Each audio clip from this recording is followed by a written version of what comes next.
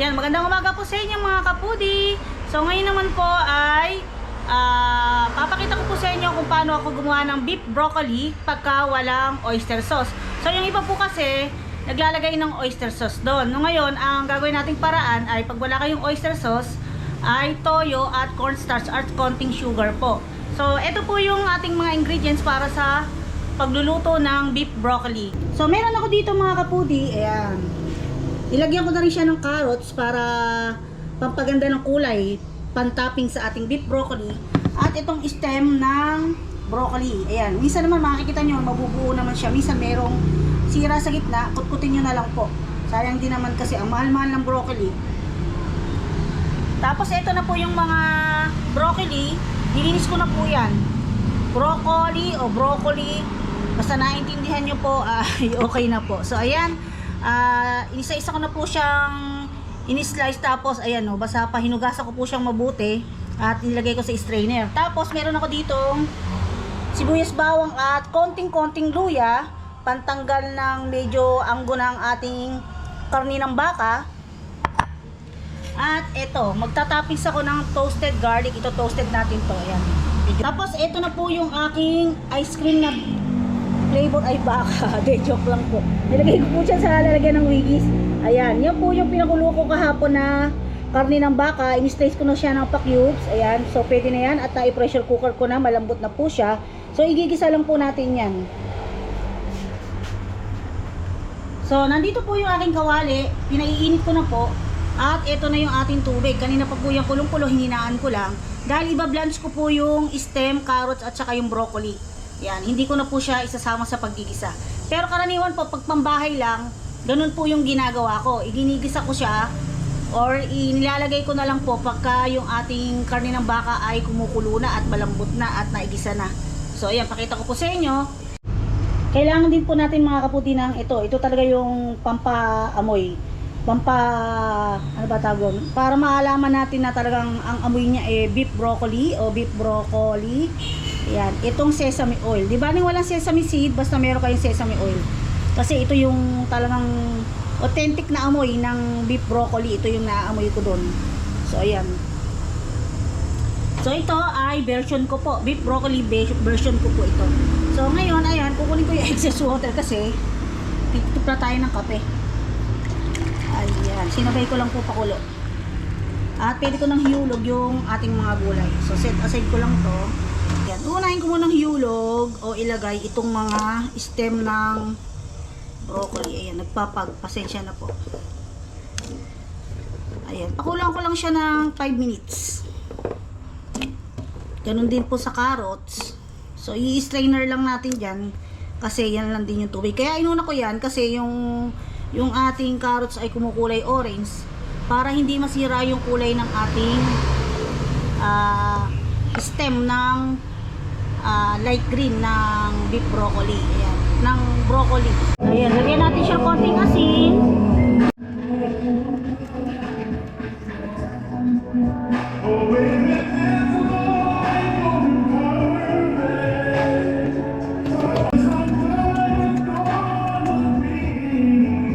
Ayan, lagay natin yung carrots, mga kaputi.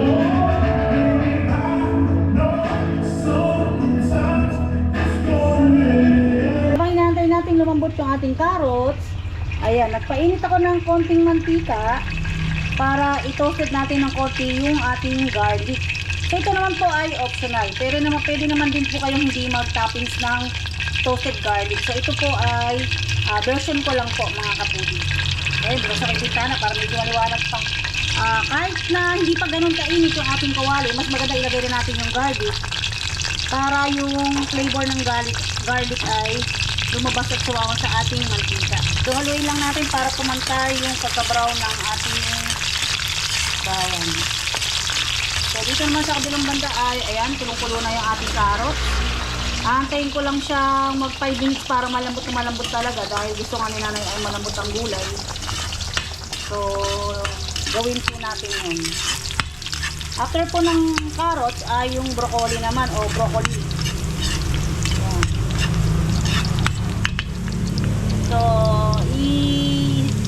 i-sure po natin na may naka-ready na tayo na lalagyan ng ating toasted garlic kasi alam niyo naman ang bawang, pag medyo brown na yan, continuous ang cooking yan para hindi medyo makain. Mapait po kasi siya pagka medyo sunog. Hinaan ko lang yung apoy para hindi siya mabigla.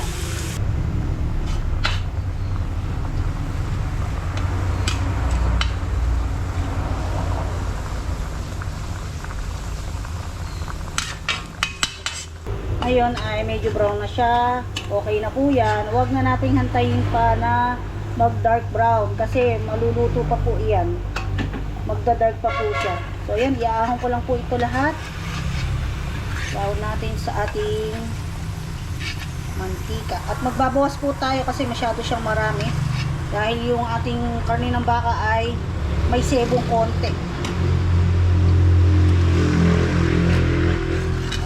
Iwas cholesterol tayo. Ayan. Ito na po yung ating bawang. So magbabawas naman po ako ng mantika. Ayan. Medyo kukulo ito. Kasi po ay medyo may tubig yung ating dahil bagong hugas po o bagong urong yung ating mangkok.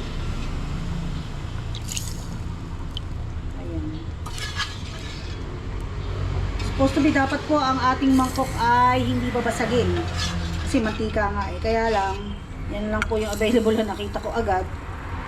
Kaysa patayin ko pa po kasi yung apoy ng kawali. Ayan. Yan, dami di po ba? Ilagay na natin yung sibuyas, bawang at luya. Sabay-sabay na. Ayan, naglagay ako ng konting luya. Konti lang. Pero di po ba, lagi ko sinasabi sa inyo, ayoko ng, mayroong pagkain na ayoko ng may luya. Pero ito, lagyan natin ng konti. Sumunod tayo sa ibang procedure ba. Tapos, halo-halo lang tayo.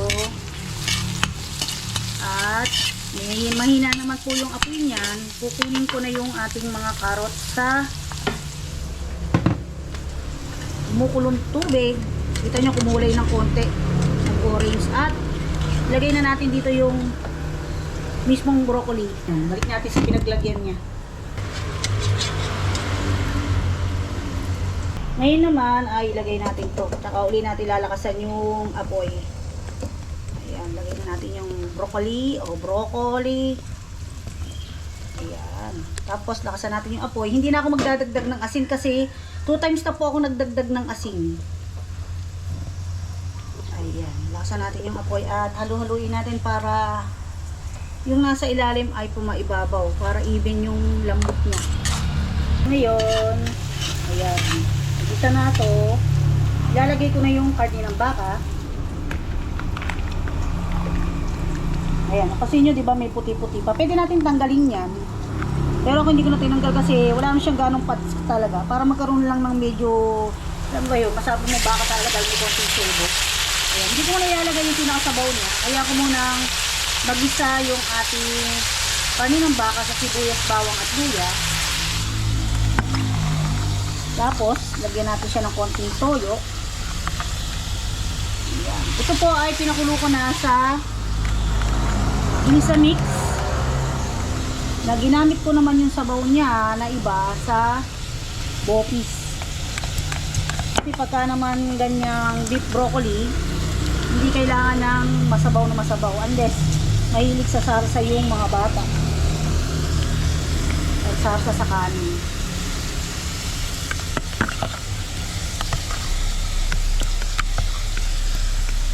Ayan.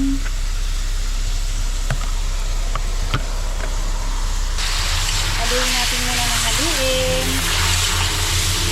Hindi na ako magdadagdag ng asin dahil maglalagay ako ng toyo at napakulo ko naman nga po siya sa Inisa Mix. Ayan. Tapos continuous tayo na halo dito sa ating broccoli para mapantay yung lambot at luto niya. Yung mga nasa ilalim ay pumaibabaw. Ayan. O pwede kayo magdagdag ng tubig para lubog yung ating broccoli, pero hindi na po ako nag-add.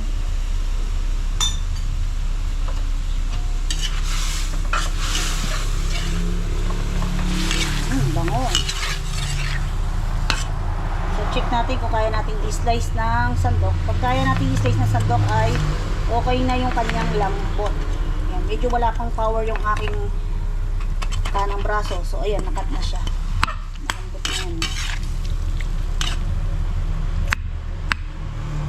Natakot po kasi kung masyado siyang lumambot, baka maging corn beef panlabas. Ayan po mga kapudi. At tayo ng mga 5 tablespoon ng toyo. Wag po kayong matakot na dumami yung toyo kasi maglalagay tayo mamaya ng konting sugar at cornstarch na hinunaw natin sa konting tubig. Ayan. Pero syempre po alalay pa din dahil baka naman umalat masyado. Ayan. Aantayin ko munang matuyo yung pinakasabaw niya para medyo ma-toasted siya sa toyo. Saka tayo mag-add ng sugar.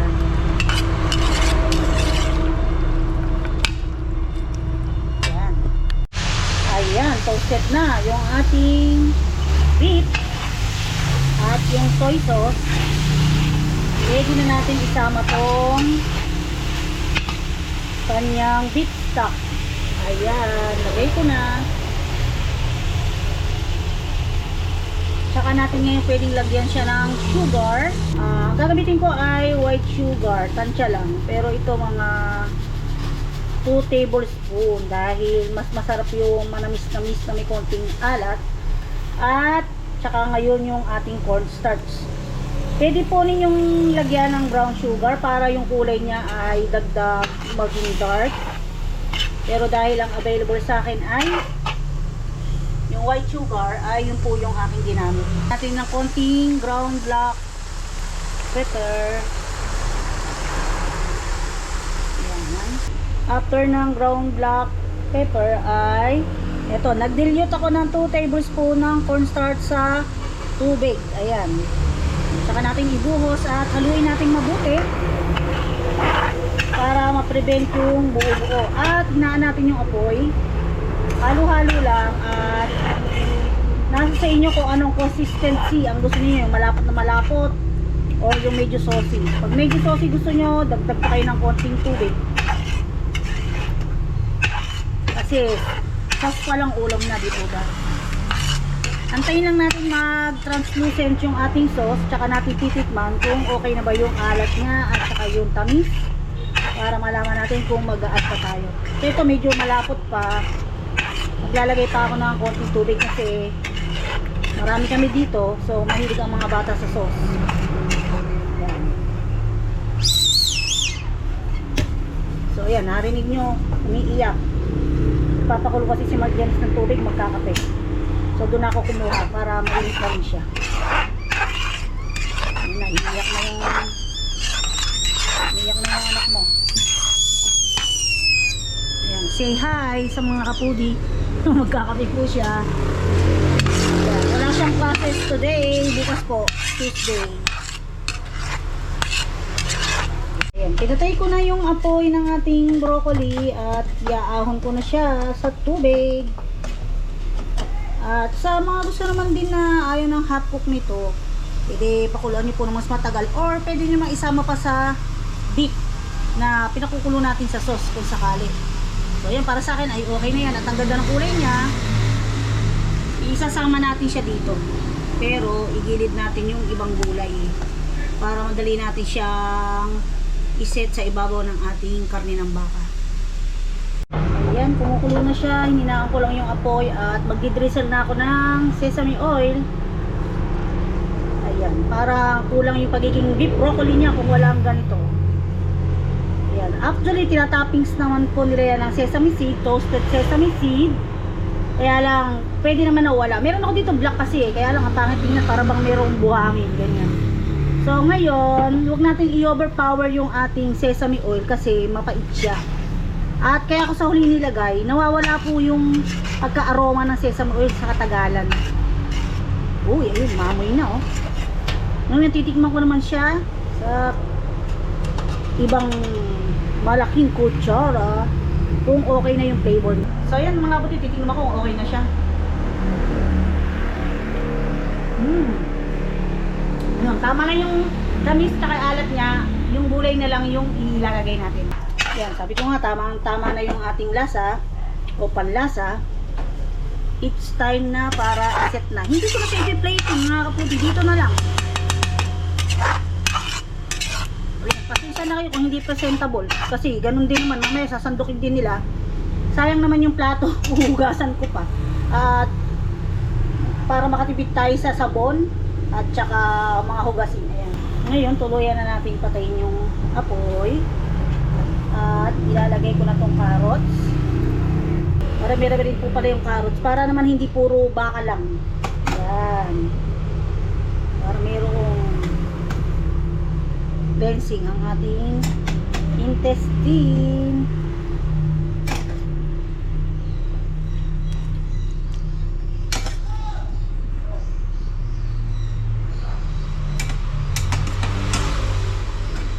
Yan, ang masarap. Tingnan nyo, pero pag sa handaan, kaya hindi natin madamihan ang gulay. Ang mahal naman po kasi ng mga sangkap. Tapos, ang gusto naman ng ating mga customer or client ay syempre budget friendly. Pero pagka yung pangkain natin, pwede natin talagang itodo para naman. So ito naman po mga kapudi ay palit ano to, palit tilapia kay nanay yung mga gulay. So yung baka, yun nga, di po ba sabi ko sa inyo, nag-iisip ako kung ano pwede kong gawing luto sa baka. So hindi ako nakapag-decide, yung pala ay ganyan ang mangyayari. So nakalimutan nga ni nanay na may baka, kaninang baka, sabi niya may gulay akong uwi. Actually may celery yan, pero hindi ko inilagay, ni-slice ko lang siya at narosin ko kasi hindi bagay ang para sa akin, pero pwede naman lagyan. Parang hindi ko pa na testing na lagyan ng celery yung beef broccoli. Ayan, pwede yung pagka yung gulay gisado lang. So at least magagamit ko pa sa iba yung celery.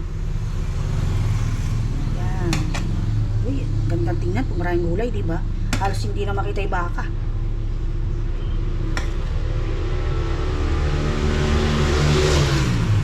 Pwede naman din po yan na siset natin sa tray na yung kalahating baka ay nakalitaw.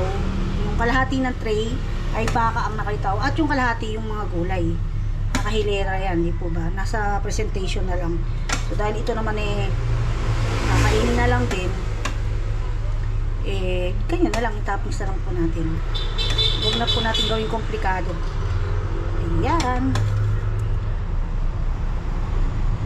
So that's it mga kapudi. Ito na po yung ating beef broccoli with mixed veggies ba tawag natin dyan, with some veggies. Ayan, beef broccoli with carrots. Ayan, kasi yung naman pong kulay green ay stem naman din ng broccoli. So ayun mga kaputi, ganito na lang po. At pwede pa natin nga i-drizzle ng konti pa nito, konti lang, kasi para pag dinampot yung gulay ay lumasa naman yung sesame oil. Hindi ko nang makakalimutan itong ating garlic flakes. Yo!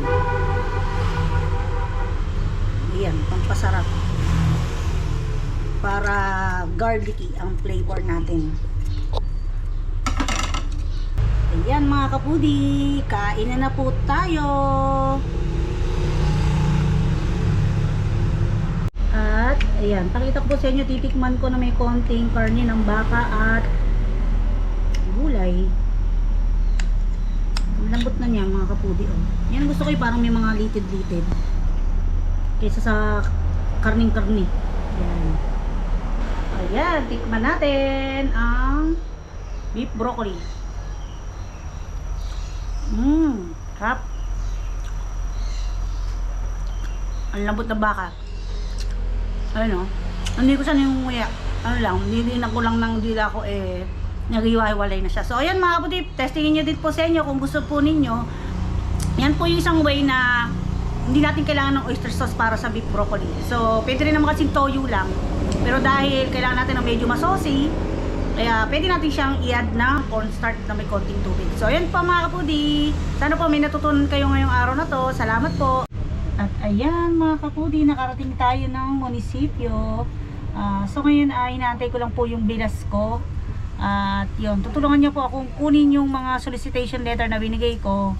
Na tinulungan po ako bali ni Melody na ipamigay para po doon sa school. Kasi po kinulang sila ng ventilador o electric fan. So, ang nangyari po ay bago maghalalan, may nahingan na po ako ng tulong. So, may nag-donate po ng 1,000 pesos in cash, tapos isang ventilador. Tapos yun nga, nag-donate na nga din po ako ng isang ventilador. Tapos, nagdagdag po ako ng konting cash para mapunan dun sa binigay na 1,000 na cash para mabuo po yung ventilador. Kasi gaya ngayon, malapit na yung summer after New Year, ay sobrang init naman po, magkakasakit yung mga bata. So, kumpleto na sila ng stand pan sa baba. Yun po kasing ano ba tawag doon, ceiling fan, yung isa sira, so yung isa buo, yung isa sira. So plano po ni Ma'am sana ipagawa, kaya lang kung ipagagawa po at masisira lang din, much better nga po na bumili na lang ng bago. So yun, nag-message na po sa akin last Wednesday pa, so ngayon ko lang po napuntahan. At ayan po, titingnan ko po kung nandito po sa loob ng office yung bilas ko, kasi sabi ko nga po papunta na ako at nasa kanya yung kopya nung sulat na ipinasa namin. So yun naman po, makukuha ko dito ay isusurrender ko lang din po sa advisor po nila doktora, para madagdag po doon sa ibang nalikom na pondo na pangbili nga po ng electric fan. So ayun po. Wala akong lipstick. Ayun po yung aking bilas, yan, si Melody. Ayan. Ano mari ka dyan sa ano position mo? Administrative staff. Ng anong CSWD Baliwag. Ano ba meaning ng CSWD? City Municipal Development. Ayan. City Social Welfare and Development Office. Ayun. So ayun City na. ng Baliwag.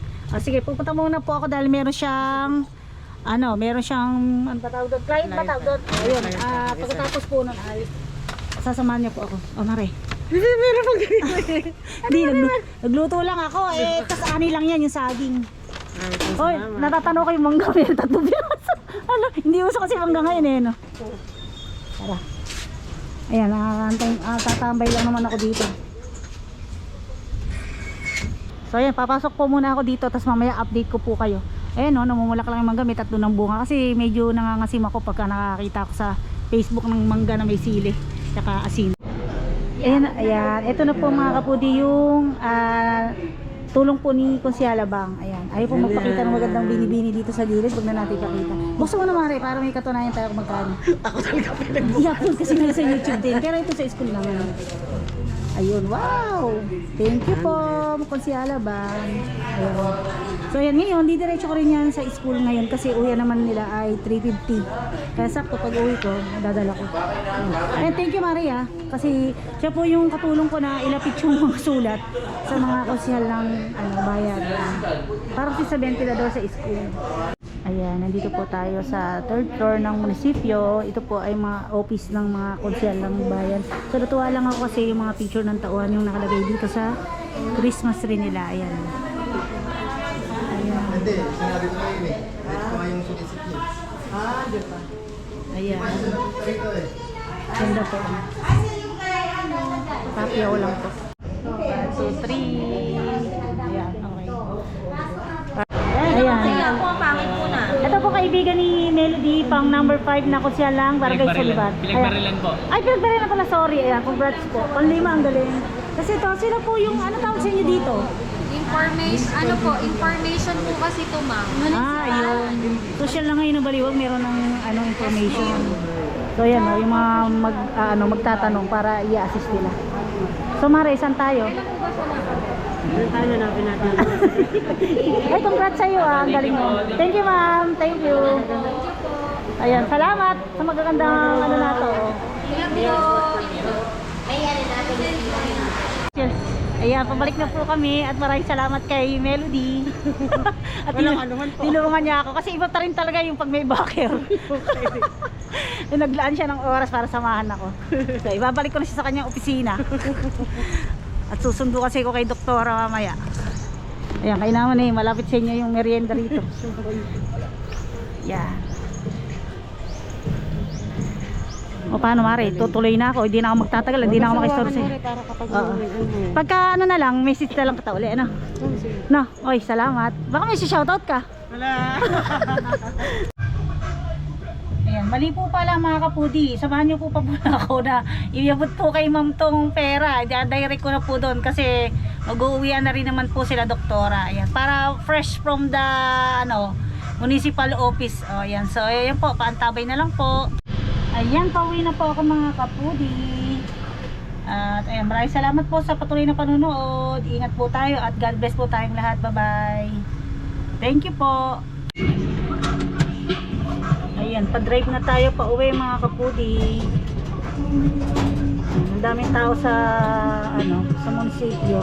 Ayan, iba pa rin po talaga yung may backer. So, para madagdagan po kasi yung ventilador ng mga bata. Kaya lumapit po kami. Ako pala, actually ako po yung nakaisip. Pero yun nga po, sa gaya na sabi ko, nakapag-donate naman po ako. Actually nililihim ko nga hindi ko na nga nailihim. Yun, nagbigay po tayo ng isang standard pa nga po yung pinili ko kasi yun po mahusay yun. Ayan ang parking dito sa likod.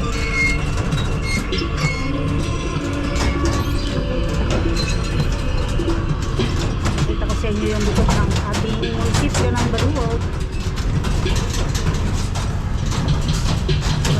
Dito yung pila.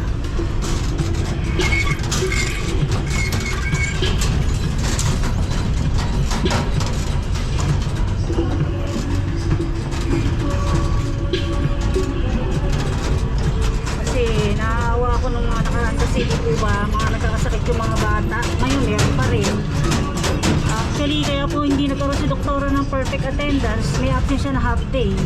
Nagkataon lang na sinuwerte siya. Sinuwerte pa po nung lagay na yun. Nagkasakit siya Sabado, Linggo. Hindi ko lang siya pinapasok ng Monday ng umaga kasi magpaparate about sa Girl Scout. Baka mabinat mas matinding mahabang-habang pagalingan ang mangyayari. So nag-half day lang po siya nun. So ayan, pa-drive na po tayo pa uwi mga kapudi. Ito po ang Mariano Ponce National High School. So dyan po nakatapos yung panganay ko at saka yung pangalawa ng high school. Yan. So ayan, magdadrive na po ako mga kapudi. Ayan, nandito na tayo sa school. Hinahantig ko si ma'am. Andiyan si ma'am? Ma'am, hinahantig ko kayo. Why? Bibigay ko na po yung kay Ma'am Bang. Kay Konsyala Bang. Tapos Ano lang po ito? Opo, bilsan na po yan doon kasi para makita po kung magkano, para po makita. Pakita niyo ma'am kung magkano. Ito. Ayun. Ito po.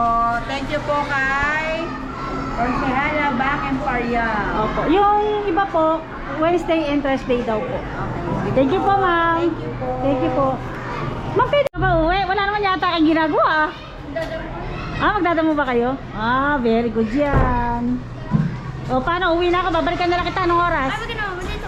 Dinala ko lang yung yung donation ni Konsyala Bang. Bakit? Hiya. Desiree, anong oras kita sunduin? 4 o'clock. So, ayan. Tumilingon lang 4:30. Sige, uwi na po ako. So, ayan mga kapudi. Hanggang dito na lang po. Uwi na ako. Ayun, doon sila magdadamo. Ayun. Hindi na, uwi na ako. Kanina pa ka sa lasangan. Yan, pauwi na po